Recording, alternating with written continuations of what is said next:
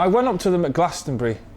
I was like, this is my recollection of it. Theirs would probably be very different. He came up to the two of us and he reckoned it. Well, he liked the album, and he said, "Oh, you know, you're giving Tim a go. Can I have a go on the next one?" Because, you know, I'm fucking God's gift to music at the minute, and they thoroughly agreed. And we just walked off laughing, thinking, "Oh, that'd be funny. Noel Gallagher on our next album." But then we were working on this track, and it just seemed that it would happen if we sent it to him. You know, someone we knew him and said he was really up for doing something with us, and thought we'd give it a go, and sent him a tape. And I took it in and put it on the stereo and turned it up really loud, and just that noise come out for about 6 minutes. That wee.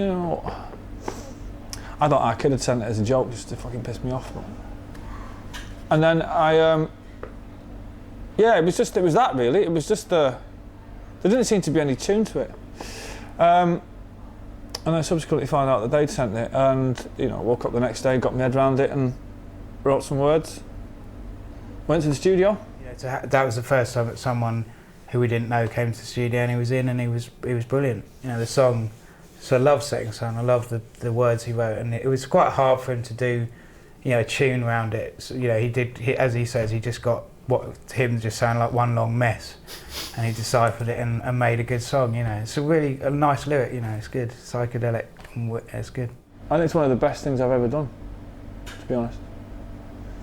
I'm very proud when I played it to my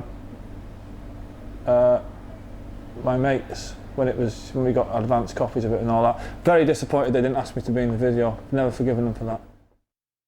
I happened to find myself at the Music Awards with a Z, and the tall one with the blonde hair, it was there obviously. Which one is Tom's the big one, isn't he? He asked, I don't know whether he asked me or we were talking about something anyway, I can't remember what it was, and he gave me, woke up the next morning with a cassette, another one.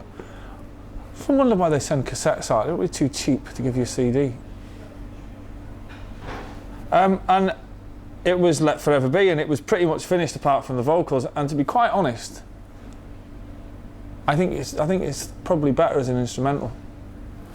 I said that to the shorter one, and I don't know, he made some smart ass comment about something or other, but he thought it was better with singing on. I didn't, and they didn't let me be in that video either.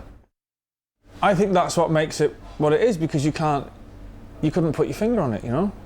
They seem to have a way with drums, that's for starters, and they're one of the few dance, I don't know whether it's right to call them a group, because they're one of the few dance acts who've actually made a couple of pretty good fucking albums, you know what I mean? It's just fucking good, and I know that's a real shit cliche thing to say, it's just good, but it is, you know.